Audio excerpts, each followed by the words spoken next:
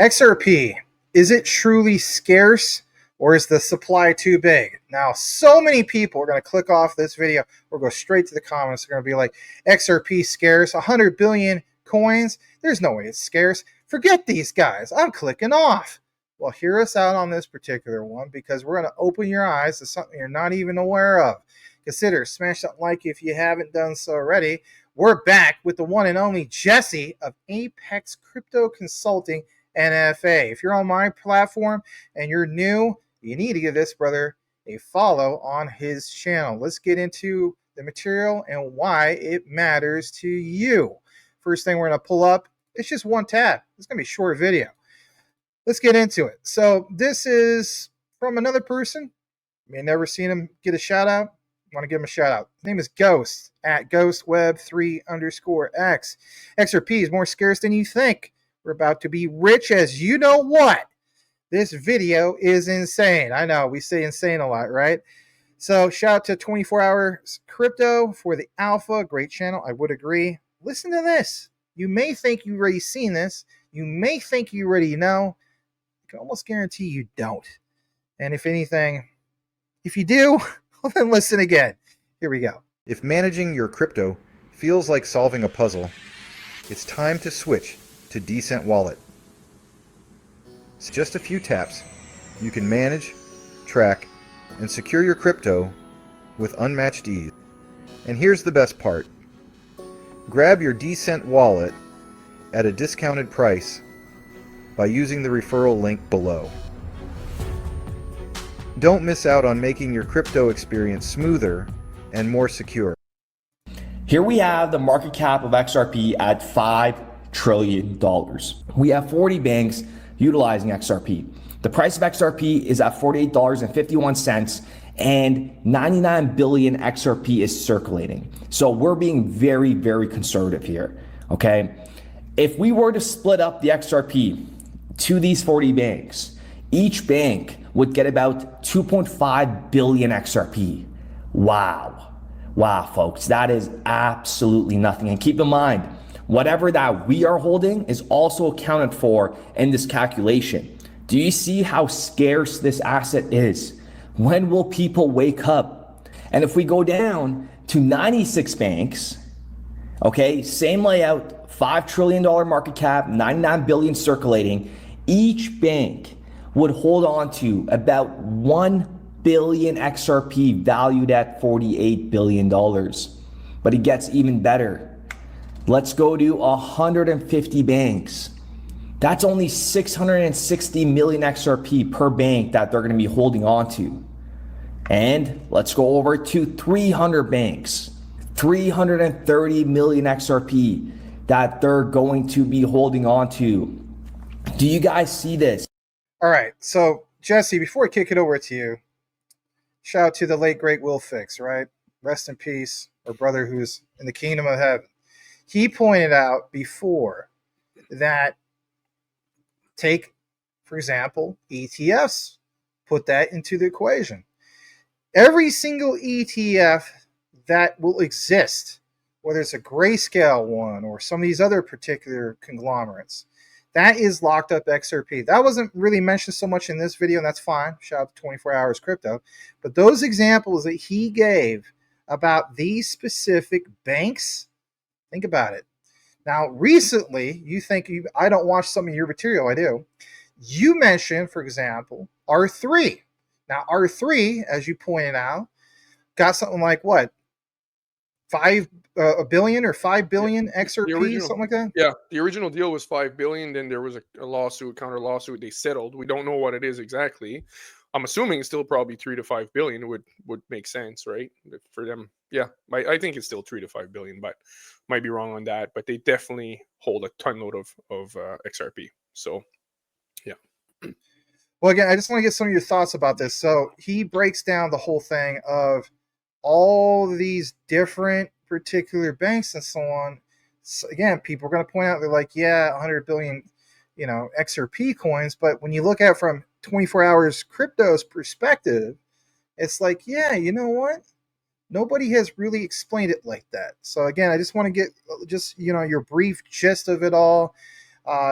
how do you feel about that moving forward? And hey, let's combine that also, of course, with the concept of ETF lockup. Yeah, so I mean, David Schwartz a while back talked.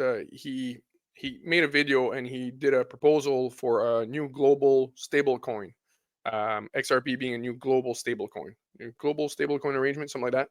It was a proposal for XRP to literally back everything that's tokenized. That I was talking about and what's going on right now. And one of the places where you can see that the most easily, I think, is with stablecoins. The current market cap of stablecoins is around $160 billion, and it's growing so rapidly that that number is, it's going to be obsolete by in months. It's expected to grow to almost $3 trillion by 2028. And this is the next statistic is, I think, the most important one. Remember, I was talking about bleeding over into popular culture. It's great if everybody in the Bitcoin space thinks Bitcoin's great, if everybody in the crypto space thinks cryptocurrency is going to take over, everyone in the DeFi space thinks DeFi is going to be the next big thing. What about people outside the space? 97% of institutional investors believe that tokenization is going to significantly affect asset management. These are people who they're not Bitcoin people, they're not crypto people, they're not blockchain people, they're not DeFi people, they're institutional investors. These are some of the most conservative people in the world, right? And they think that the technologies that we're building are going to revolutionize their industry. That is that bleed over into popular culture. The market value of tokenized U.S. securities alone is $1.5 billion. This is a new space. So that is that number is probably different by the time I get off this stage. And of course, the growth of tokenized assets, $16 trillion forecast by 2030. I think that's probably going to be conservative. It just makes sense to get into these spaces. If DeFi spaces and tokenized spaces are where the investors are going to be or where the money is going to be, that's got to be where the assets are, right? The assets are going to chase the money. So you could launch any type of asset on the XRP ledger in the form of a token, and it would be backed by XRP. It would be 100% redeemable for XRP at any time. So XRP was backing that asset. You're guaranteed that you can always redeem your asset for XRP at any time. So imagine that. You'd be tokenizing everything. Stocks, bonds, derivatives, everything. Because the whole world's being tokenized. That's what people need to understand here. And 100 billion XRP, that's what's in circulation. But you have to understand, you have the retail investors. A lot of people are not holding. Like you said, the banks are going to hold it. Even though you have 100 billion XRP that exists, not 100 billion XRP are available on exchanges to trade. 100 billion XRPs is nothing for an internet. That's what people need to understand, like, because they're building the internet of value. It's not a payment. It's not just a payment platform or a huge payment gateway or a huge network. It's more than that. It's an internet, and people need to study what the value of the internet we have today. Like how much volume would flow through this internet protocol, because the interledger protocol and XRP ledger are an internet. It's the internet of value. And like I said before, the internet of information we have today, we can't even measure its value, not even for one country.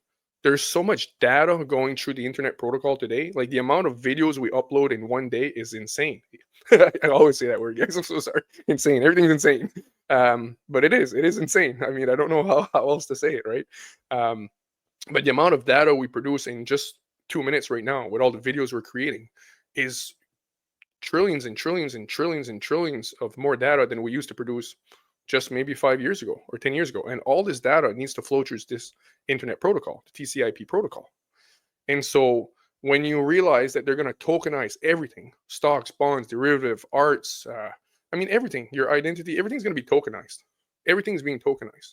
And so when you put that all on the XRP ledger, 100 billion XRPs is a joke. It's not a lot when you think about it supporting a new internet. So that's why just for, let's say, I don't know, take the United States. If you were to measure the value of the internet for the US, I'm not talking about people paying $50 for the internet package. I'm talking like its utility value, the advantages that it brings to society. If you try to measure the amount of data that flows through the internet, or you try to measure its utility value based on its usability, advantages it brings to society, we can't measure its value. Like I said, the fact that you can study anything over the internet for free. The fact that you can talk to anybody on camera or video for free. The fact that you can start any business on the internet. Like they can't even measure the value of the internet. So for example, if you just look at the US and you try to measure its utility value in the US, the utility value of the internet just for one country might be like 50 trillion, 100 trillion, maybe probably more like 500 trillion, to be honest with you. Like nobody can measure the value of the internet. If somebody can, please let me know. Because based on my study, my research, nobody's able to measure the value of the internet from a utility standpoint. So to say like, oh, XRP can't be worth 5 trillion. Are you kidding? Study what the value of the internet is. I would really encourage you. You will not find the amount. If you do, let me know, because you're the first one to figure it out if you're able to measure the value of the internet. So that's my opinion there. It's not financial advice. Like I always say, I'm not a financial advisor. You do your research. We don't know. I think the price is being suppressed right now like crazy. I think a lot of volume's happening on the private networks. That's why we're not seeing the price where it should be. So I don't know how long it will stay like that. Don't know if I'm right either, but might be wrong. But I don't know how long the price will stay low like this. Will we see the prices that we're supposed to see in 3 months, 6 months, a year? Maybe ISO, they flip a switch. I don't know. But I'm just saying, all I know is that the value of the internet of value is way more than people can even imagine in general, because it's an internet. It's an internet. It's not a platform. It's not a business. It's not a stock. It's an internet. That's the thing. That's the main key takeaway I want people to understand here. Because most people talk about XRP, but they never talk about, or they say it's the internet of value, but they never talk about it being an internet and what is the value of the internet. Nobody ever talks about that. Well, they should. The thing that gets brought up a lot, Jesse, is the whole concept of tokenizing real world assets. Like everybody talks about that. You're talking about it from a whole different spectrum of tokenizing the entire internet and having that value being represented on chain. In this case, the XRPL, which is pretty big in itself. It's the internet. So what people have to understand, like when you, like some people say like these astronomical value, like 10,000, 5,000, people even saying 20,000. And most people say like, it's crazy. I understand. Like sounds absolutely ridiculous. But when they say that, you got to think it's an internet. And most people spit out those numbers, not based on them realizing that it's actually an internet of value. I think they spit out those numbers just based on the actual volume that's going to go through it.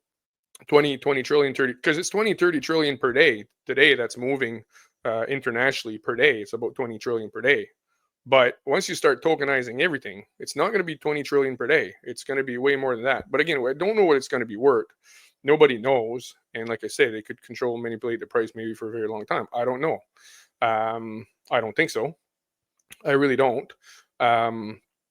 But the people that are saying, these numbers that seem to be ridiculous, a lot of times they're not even thinking about the concept of it being an internet.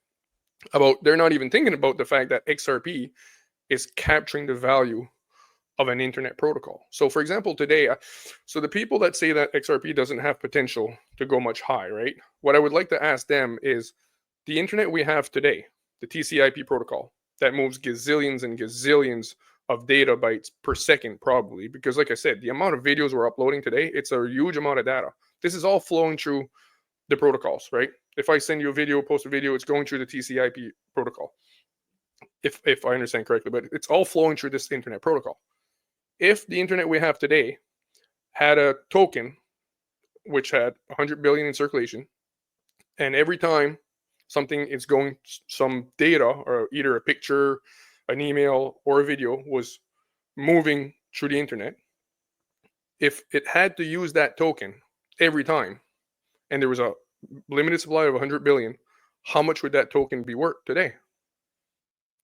So that's why we don't know. Like, to say numbers that sound outrageous is not really outrageous. But I'm not. I'm just an average guy. I'm not this guy. I'm not this guy on the wall here. I'm not sure, right? But just sharing you my thoughts. You're getting pretty deep here, which is cool. I guess we'll talk more about this. Let's talk more about it. So some people are going to throw this probably into the comments. That's fine. They're going to say, Jesse, Well, right now as we speak, I don't have to use a token like you're talking about. I'm already using the internet for all my goods and services and whatnot without the use of obviously XRP.